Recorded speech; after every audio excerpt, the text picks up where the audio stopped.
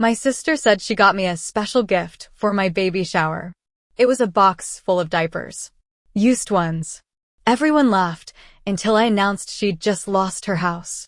She shrugged and said, "Oh, don't be dramatic. You're rich. Buy a real gift yourself." Hi, Reddit. My name is Olivia, I'm 32, and I'm currently sitting in my living room, still reeling from what just happened at my baby shower. Since I need to vent somewhere, I figured I'd share this with you all. This isn't just a petty family drama, it's the culmination of years of being taken for granted, financially exploited, and emotionally drained by my older sister, Amanda. If you've ever had a toxic sibling who thought they were entitled to your life, money, and success while pretending to be your biggest supporter, you might relate. But let's start with today. Open it. Amanda grinned, her voice dripping with fake enthusiasm as she shoved the large gift box toward me. The entire room was watching family, friends, coworkers. A perfect baby shower scene, complete with pastel balloons and a decorative banner that read, "Welcome, little one." My hands hesitated as I pulled at the ribbon, the expectant gazes of my guests making it impossible to pause for too long. Inside the box was a pile of diapers. Used ones. The laughter came instantly. Not polite chuckles, not nervous giggles, actual, roaring laughter. My mother covered her mouth in an attempt to stifle it, but even she was shaking. Amanda, the mastermind of this pathetic stunt, wiped away fake tears of joy. "Oh, come on, it's just a joke," she said, tossing her perfect blonde hair over her shoulder. "You can afford to buy real ones yourself, right?" Right. Because I was the rich sister. Because I had worked so hard while Amanda spent her life hopping from one financial disaster to another, expecting our parents, and me, to clean up after her. And this wasn't the first time she'd used me as a punching bag for her own failures. Flashback, Amanda, the two-faced sister. Growing up, Amanda was always the golden child. Not because she was particularly talented or smart, but because she knew how to manipulate people. When we were teenagers, she would pretend to be the perfect older sister in front of our parents, helping me with my hair, giving me advice about boys, playing the doting sibling. But behind closed doors, she was something else entirely. I remember the night before my college entrance exam. I had been studying for months, desperate to get a scholarship so I wouldn't have to rely on my parents for tuition. Amanda had just come home from a failed date, furious that her boyfriend of the week hadn't bought her an expensive necklace she wanted. "You think you're so much better than me, don't you?" she sneered, leaning against my bedroom doorframe. Sitting here, acting all smart, working extremely hard like some nerd. Newsflash, Olivia, money is about who you know, not how hard you work. She spent the next hour berating me, picking apart everything I did, mocking the way I studied, the way I dressed, even my dreams of financial independence. When I finally broke and yelled at her to leave me alone, she smirked. "Relax," she said, flipping her hair. "I'm just motivating you." When I got my scholarship and moved away, Amanda suddenly became supportive again. She bragged to everyone about how her little sister was so successful, how she had always believed in me. But the second she needed money, the insults came back. "Must be nice to be able to afford anything you want," she'd say, conveniently forgetting that she had blown through every dime she had ever been given. "Don't be so greedy, Liv. It's just a loan." "Ugh, you've changed. You used to be nice." And yet, I still helped her. I covered her rent once when she was between jobs. I paid off her credit card when she cried about being so stressed. I even co-signed a loan for her once, something I regretted almost immediately when she stopped making payments. And what did I get in return? A box of used diapers at my baby shower. Back to the present. My announcement. The laughter hadn't even fully died down when I decided it was time for my own announcement. I set the box down carefully, my fingers still slightly trembling, not with humiliation, but with something else entirely. "That's funny," I said, my voice light. Really funny. Almost as funny as the fact that Amanda just lost her house. The laughter stopped. Amanda blinked. "What? Oh, did I forget to mention that part?" I turned to the crowd. See, I bought the mortgage to her house 6 months ago.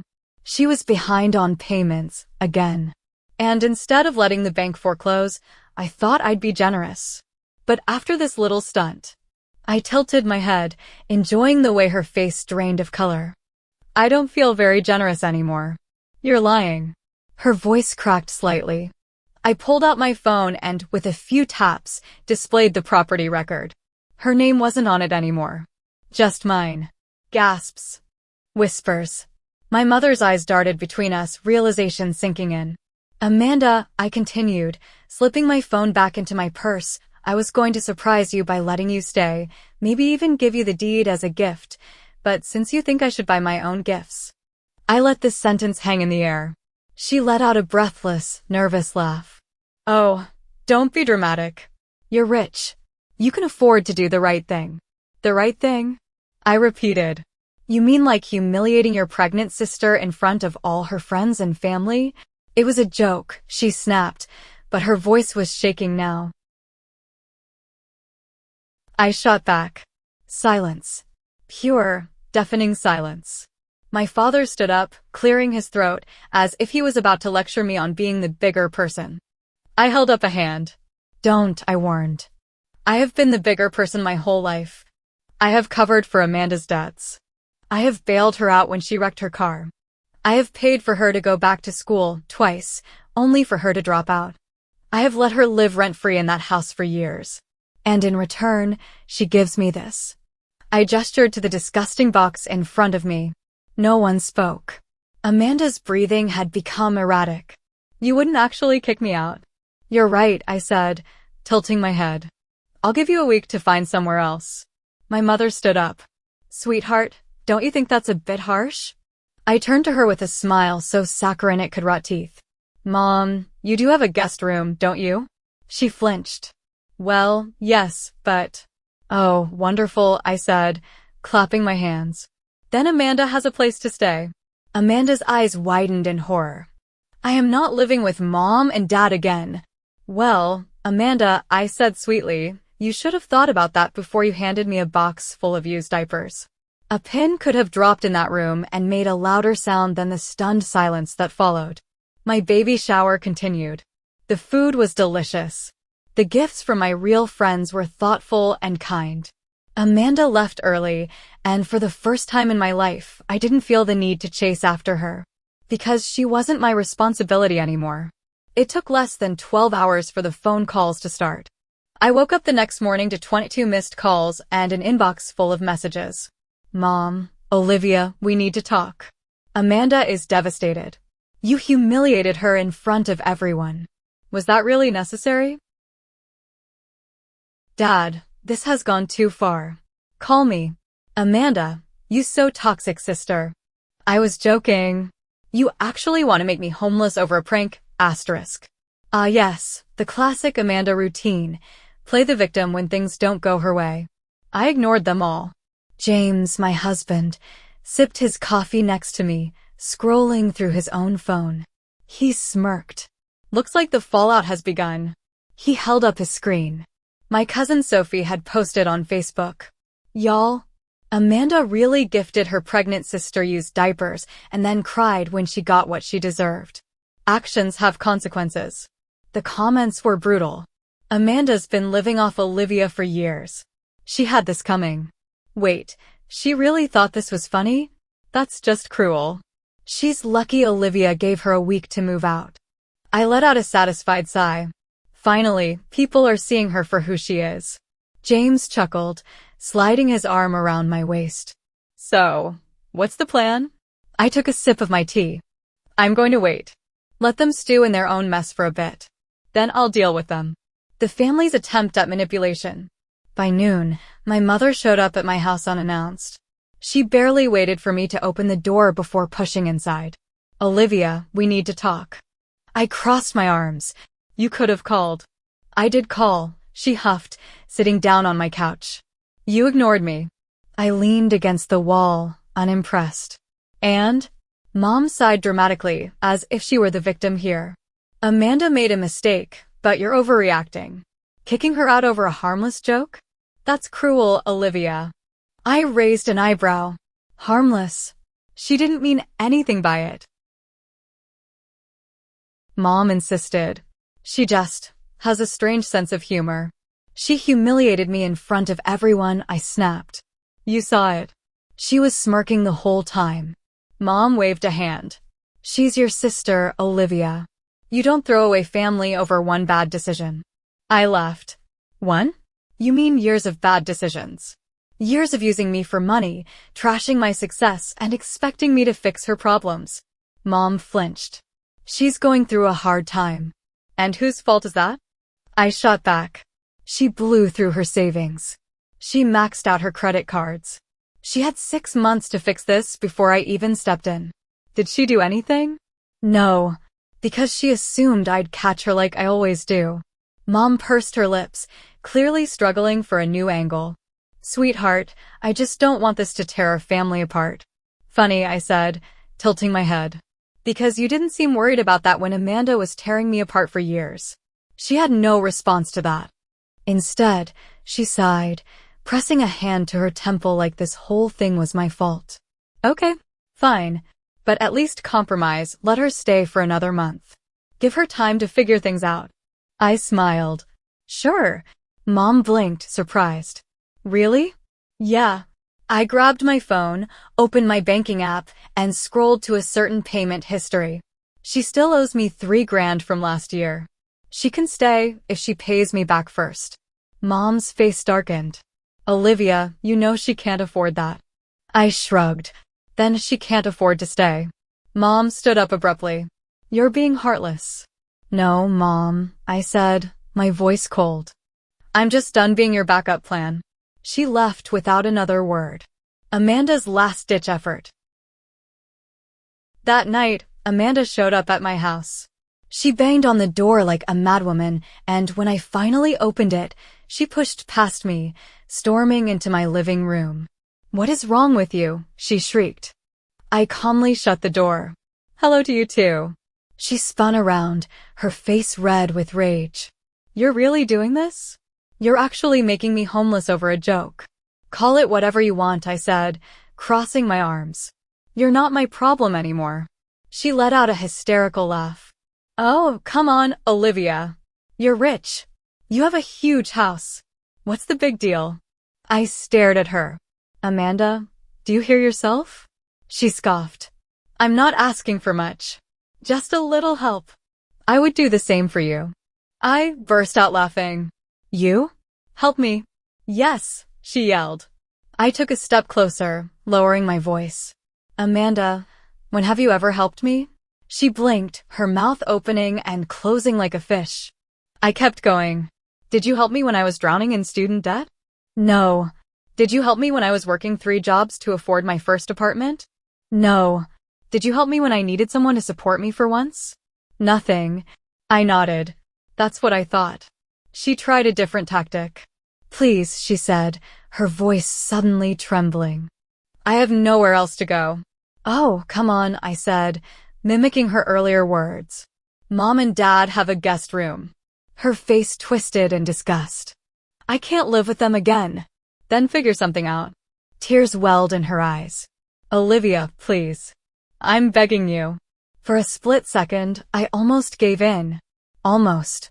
But then I remembered the diapers. The laughter. The years of being her financial safety net while she spat on my success. I took a deep breath. Good luck, Amanda. And then I opened the door. She stared at me in disbelief. You're actually kicking me out. You have 6 days left, I reminded her. Make them count. She stormed past me, stopping in the doorway. You're being really unfair, you know that? I smiled. And you're homeless. She let out a frustrated scream and stomped to her car, speeding off into the night. I closed the door, locked it, and let out a deep breath. For the first time in years, I felt free. Amanda didn't leave quietly. I knew she wouldn't. For the next few days, she cycled through every manipulative tactic in her arsenal. First came the guilt trip. Amanda, I'm your sister, Olivia. How can you sleep at night knowing you're making me homeless? Me, like a baby actually. Thanks for asking. Then came the fake apologies. Amanda, Liv, I was out of line. I shouldn't have done that at your shower. Please, let's put this behind us. Me, that's great to hear. So when are you sending me the $3,000 you owe? Amanda, ugh, you're impossible. By day 4, she switched to the smear campaign. Mom called me in a panic. Olivia, did you really tell people Amanda stole from you? She said you're spreading lies. I sighed, rubbing my temples. Mom, I never said that. I just told people the truth, that she owes me money and refuses to pay. Well, now she's saying you're ruining her life. No, Mom, I said firmly. Amanda ruined her own life. I just stopped cleaning up the mess. Mom groaned. I just don't understand why you're being so cold. Because I'm done, I said simply. I'm not her bank. I'm not her safety net. She's had years to get her act together. Mom went silent for a moment. I just don't want to see her suffer. I let out a bitter laugh. Where was this concern when I was the one suffering? No response. As expected. That night, Amanda tried her final, most desperate move. She showed up at my house with a suitcase. The last attempt. It was almost midnight when the pounding on my door started. James stirred beside me. You gonna get that? Nope, I said, pulling the blanket over my head. The knocking continued. With a groan, I got up, walked to the front door, and yanked it open. Amanda stood there, red-eyed and shaking, her suitcase at her feet. Liv, please, she whispered. I have nowhere else to go.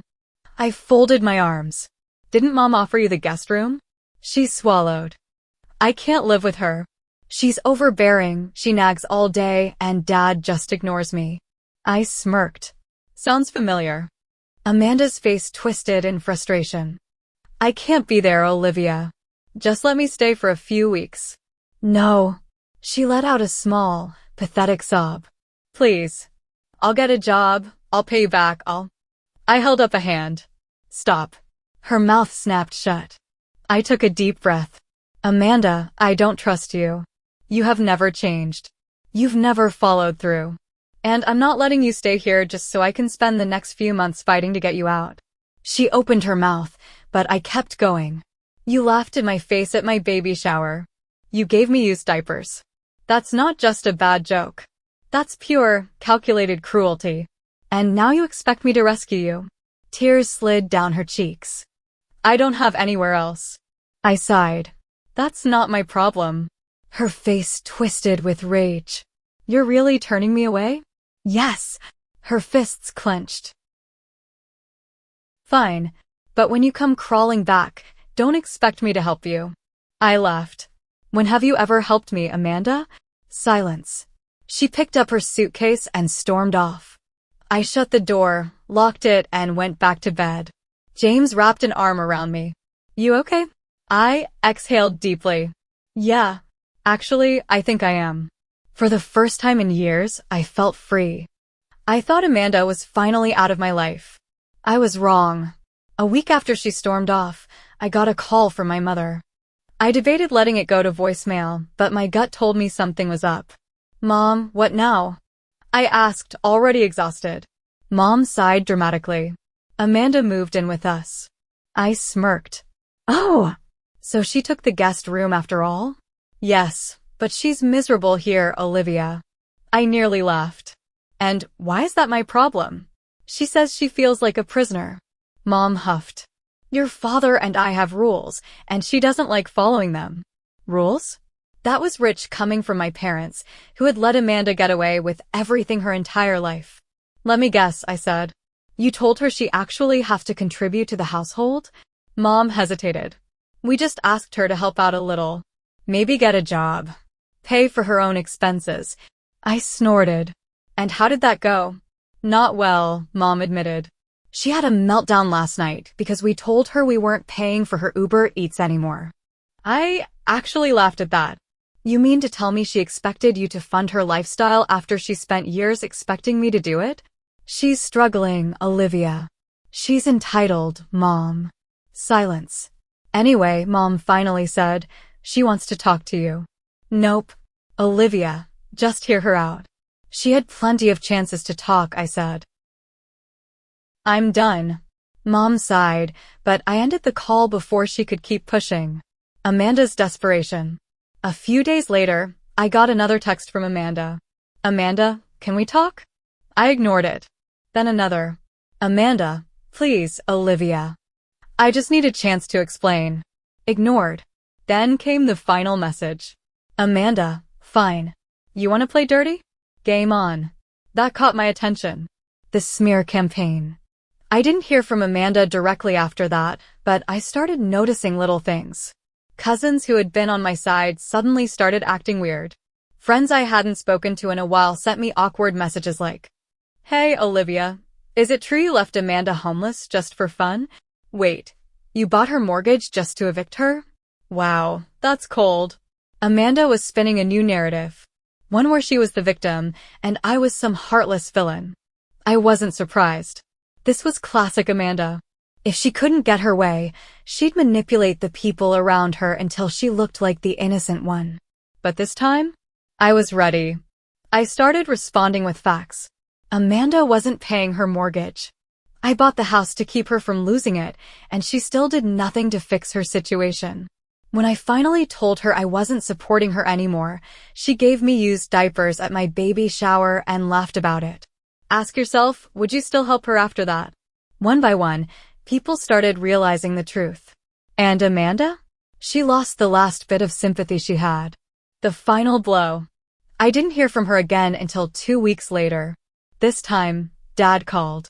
She's leaving, he said, sounding exhausted. She's moving out today. I blinked. She actually found a place? Dad scoffed. Not exactly. She's moving in with some random friend. No job, no money, no plan.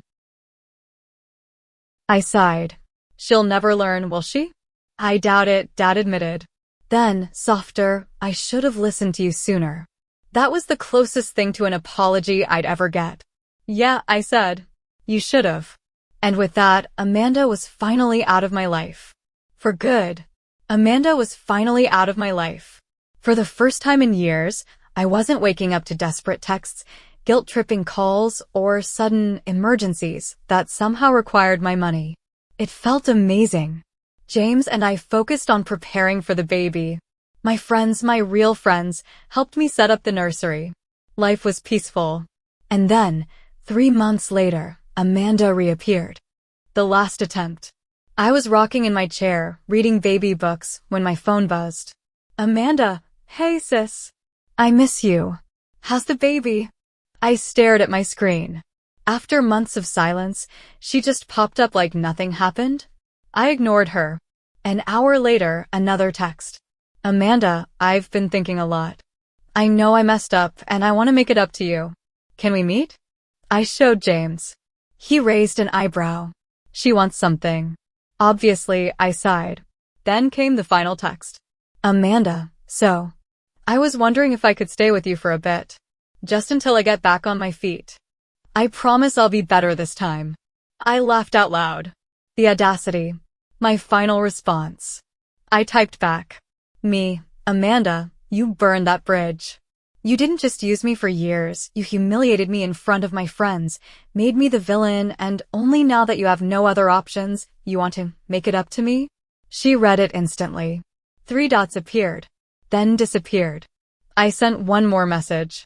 Me, I'm not your safety net anymore. Find another one. Blocked. I exhaled, feeling lighter than ever.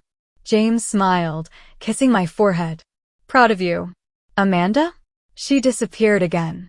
And I had a beautiful, drama-free life waiting for me.